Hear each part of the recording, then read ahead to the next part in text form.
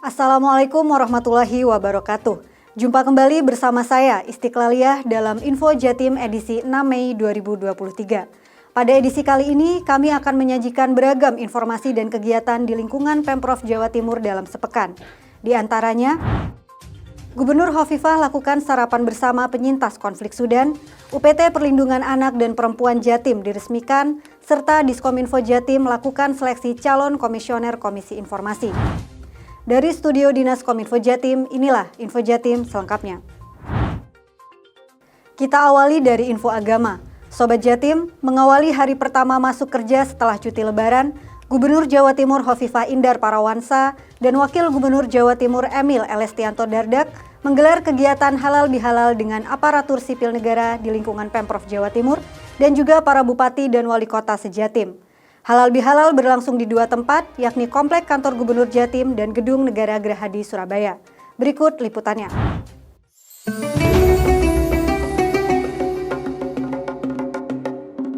Usai libur Lebaran Idul Fitri 1444 Hijriah, Gubernur Jawa Timur Hovifah Indar Parawansa memimpin apel dan melaksanakan halal bihalal bersama aparatur sipil negara di lingkungan pemerintah Provinsi Jawa Timur Rabu 26 April 2023 di kantor Gubernur Jatim. Dalam kegiatan tersebut, Gubernur Hovifah meminta seluruh ASN untuk kembali tancap gas dan bekerja efektif usai mudik Lebaran.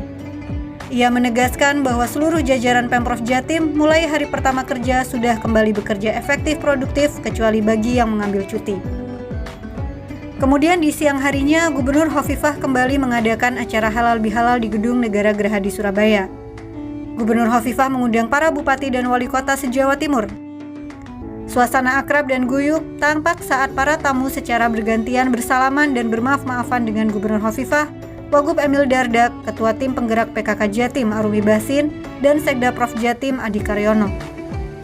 Momen silaturahmi dan halal bihalal ini pun dimanfaatkan Gubernur Hovifah untuk semakin mempererat koordinasi dan sinergi, terutama dalam proses pembangunan di Jawa Timur.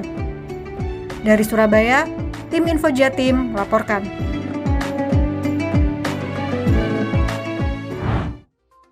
Beralih ke info mudik Lebaran, Gubernur Jawa Timur Hovifah Indar Parawansa bersama Eksekutif Vice President PT KAI Daop 8 Freddy Firmansyah mengunjungi Stasiun Pasar Turi Surabaya Minggu 30 April 2023. Keduanya pun menyempatkan masuk ke kereta api Sembrani Tambahan. Kunjungan Gubernur Jawa Timur tersebut guna meninjau secara langsung kondisi dan pelaksanaan arus balik serta pelayanan kepada pemudik yang menggunakan transportasi kereta api. Mari kita simak liputannya.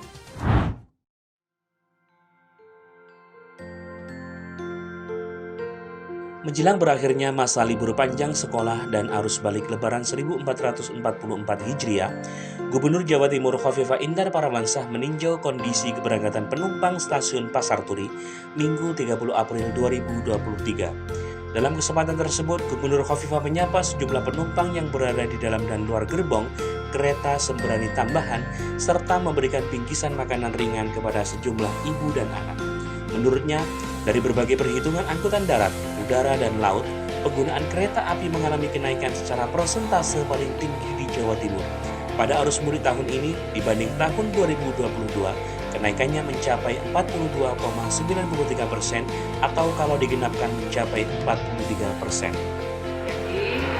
Sekarang yang diprediksi puncak balik, saya melakukan kunjungan ke stasiun Pasar Turi karena dari berbagai perhitungan apakah darat, udara, laut, maka penggunaan kereta api ini yang mengalami kenaikan secara persentatif paling tinggi di Jawa Timur.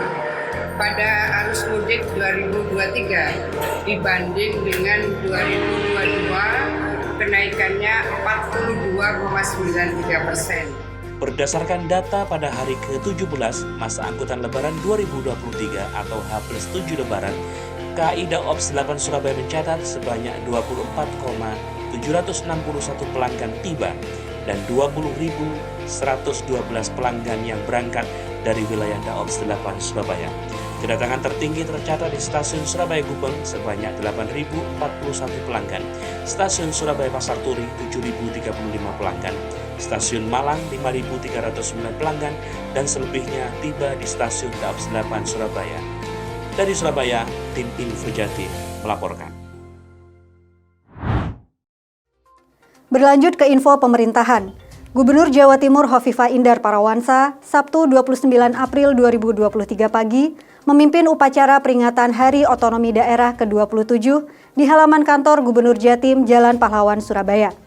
Gubernur Hovifah mengatakan tujuan otonomi daerah dengan mendesentralisasikan sebagian kewenangan sejatinya untuk menjadikan daerah mencapai kemandirian fiskal dengan menggali berbagai potensi sumber daya untuk meningkatkan pendapatan asli daerah, serta memacu terjadinya percepatan dan pemerataan pembangunan.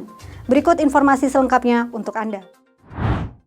Gubernur Jawa Timur Hovifah Indar Parawansa Sabtu 29 April 2023 pagi memimpin upacara peringatan Hari Otonomi Daerah ke-27 di halaman kantor Gubernur Jawa Timur di Jalan Pahlawan, Surabaya. Adapun tema peringatan Hari Otonomi Daerah ke-27 tahun 2023 ini adalah Otonomi Daerah Maju, Indonesia Unggul. Tema tersebut memiliki arti penyelenggaraan otonomi daerah merupakan bentuk pengakuan pemerintah pusat terhadap kemandirian daerah guna mendekatkan layanan kepada masyarakat, meningkatkan daya saing daerah melalui pemberdayaan masyarakat dan pemerintah daerah. Dalam sambutannya, Gubernur Hovifah mengatakan tujuan dilaksanakan otonomi daerah dengan mendesentralisasikan sebagian kewenangannya sejatinya untuk menjadikan daerah mencapai kemandirian fiskal dengan menggali berbagai potensi sumber daya yang dapat meningkatkan pendapatan asli daerah serta memacu terjadinya percepatan dan pemerataan pembangunan. Penyelenggaraan otonomi daerah merupakan pengakuan pemerintah pusat terhadap kemandirian daerah guna mendekatkan layanan kepada masyarakat serta meningkatkan daya saing daerah melalui pemberdayaan masyarakat dan pemerintah daerah dalam mencapai tujuan meningkatkan kesejahteraan masyarakat daerah. Implementasi otonomi daerah selama 27 tahun meliputi pembangunan sarana-prasarana dengan tingkat akurasi yang tinggi serta mengakomodir keinginan masyarakat, pengambilan keputusan publik yang lebih partisipatif juga demokratis lewat pemilihan kepala daerah dan memunculkan pemerintah yang lebih responsif akan kebutuhan masyarakat.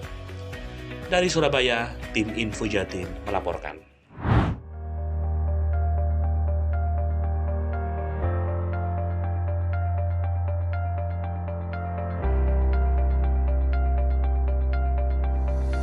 Perkembangan pesat teknologi informasi membuat jutaan orang mengakses internet dengan mudah. Tak terkecuali dalam hal informasi yang menyebar melalui media sosial.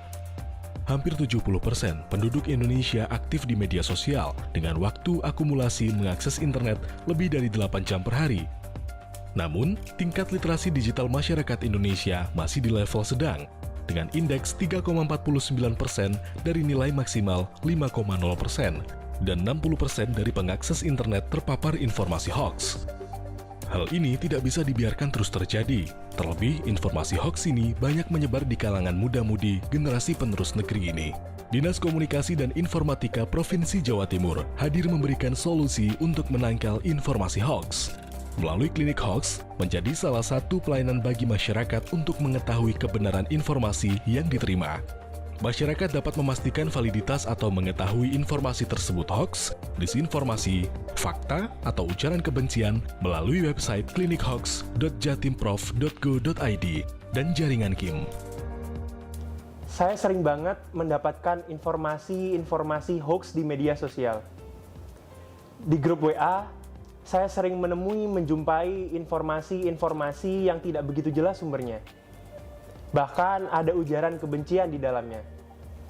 Namun, setelah saya mengetahui website klinikhoax.jatimprof.go.id, saya merasa aman dan nyaman. Website itu membantu saya dalam menyaring informasi itu hoax atau bukan. Hari-hari ini di era digital orang menyebutnya, begitu banyak hoax di sekitar kita. Berita-berita sampah dan bahkan informasi yang menyesatkan kita.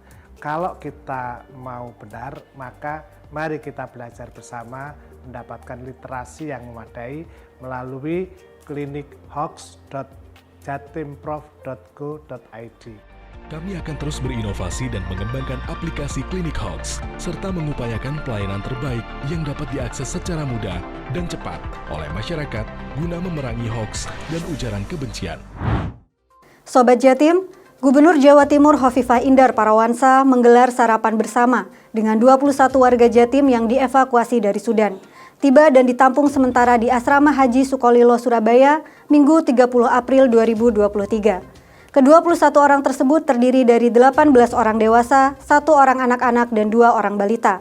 Menu ketupat opor menjadi andalan momen Lebaran pun tersaji sebagai hidangan khas Hari Raya Lebaran, lengkap dengan lepet sebagai menu utama sarapan mereka.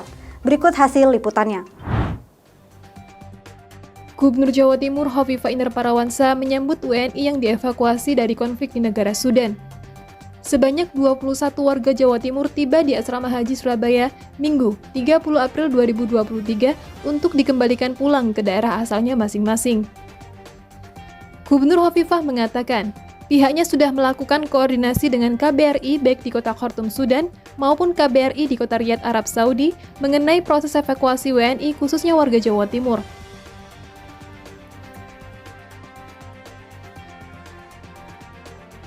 Pastikan mereka dalam keadaan tenang, pastikan mereka pulang dalam keadaan sehat. Maka tadi yang terkonfirmasi ada cedera, kita langsung koordinasikan dengan Rumah Sakit Haji yang kebetulan ini milik Pemprov. Dirut Rumah Sakit Haji juga sudah ada di sini. Sementara itu, Sekretaris Daerah Provinsi Jawa Timur yang juga sebagai Kepala BPBD Jatim Adi Karyono menyampaikan bahwa semua warga Jawa Timur, baik yang masih di Jakarta maupun yang sudah di Surabaya, akan diberikan bantuan dan layanan yang sama. Dari Surabaya, Vivin Rafli melaporkan. Berikutnya di info pendidikan. Gubernur Jawa Timur Hovifah Indar Parawansa mengajak seluruh insan pendidikan di Jawa Timur serentak bergerak mewujudkan Merdeka Belajar. Konsep pendidikan ini harus mampu melahirkan berbagai kreativitas baru dan juga inovasi yang terus berkelanjutan untuk mewujudkan Indonesia Emas. Hal itu disampaikannya di Gedung Negara Gerahadi usai menjadi irup upacara peringatan Hari Pendidikan Selasa 2 Mei 2023. Mari kita simak informasi selengkapnya. Dalam upacara bendera peringatan Hari Pendidikan Nasional atau Hardiknas tingkat Provinsi Jawa Timur tahun 2023 di Gedung Negara Gerahadi Surabaya Selasa 2 Mei tahun 2023, Gubernur Jawa Timur Hovifah Indar Parawansa mengungkapkan bahwa Indeks Pembangunan Manusia atau IPM Jawa Timur mencapai 72,75 pada tahun 2022 dan tertinggi di antara provinsi lain. Ia mengatakan dampak dari prestasi di bidang pendidikan yang diraih bersama antara lain adalah indeks pembangunan IPM di Jawa Timur meningkat cukup signifikan pada satu dekade. Pada tahun 2011 angka IPM Jawa Timur 66,6 dan pada tahun 2002 meningkat menjadi 72,75. Bapak Ibu yang kami hormati, bagaimana bersama-sama anak-anak yang kita didik, mereka akan membawa Indonesia melompat ke masa depan dengan pendidikan yang memerdekakan. Selamat Hari Pendidikan Nasional. Semoga kita selalu diberikan kekuatan, kesuksesan, keberkahan, dan kemudahan untuk menghadapi setiap tantangan dalam meningkatkan kualitas dan pemerataan pendidikan di Provinsi Jawa Timur. Dari Surabaya, Erwin Muhammad melaporkan.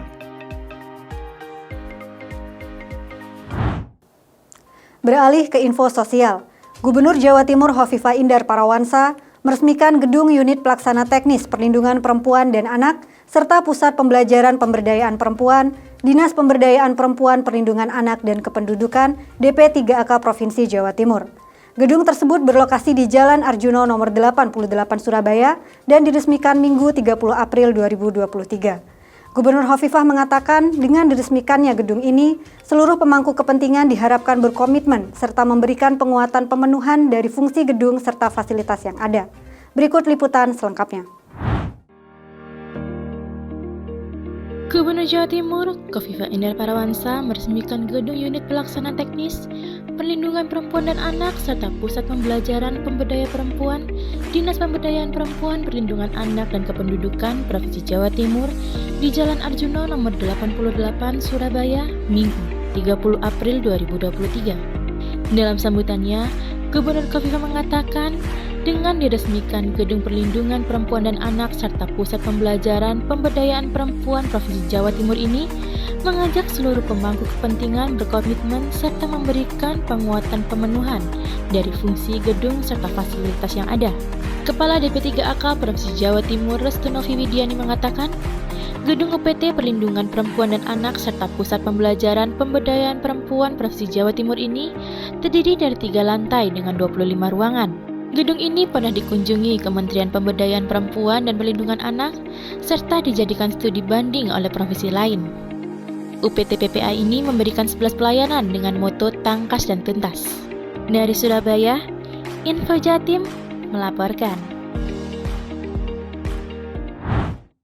Sobat Jatim, sebanyak 56 peserta calon anggota Komisi Informasi KI Provinsi Jawa Timur masa bakti 2023-2027 mengikuti seleksi tes potensi atau ujian tertulis di kantor Dinas Kominfo Jatim Surabaya, Rabu 3 Mei 2023. Tes potensi ini dibagi menjadi 2 gelombang. Pertama, diikuti oleh 30 peserta yang dimulai pukul 8 waktu Indonesia Barat.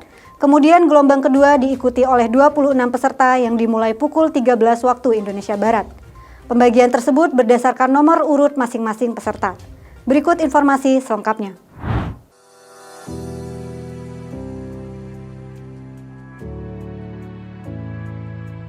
Sebanyak 56 peserta calon anggota Komisi Informasi atau KI Provinsi Jawa Timur masa bakti 2023-2027 mengikuti seleksi tes potensi atau ujian tertulis di ruangan Jasmoro, Dinas Komunikasi dan Informatika Provinsi Jawa Timur di Surabaya pada Rabu 3 Mei 2023. Tes potensi ini dibagi menjadi 2 gelombang.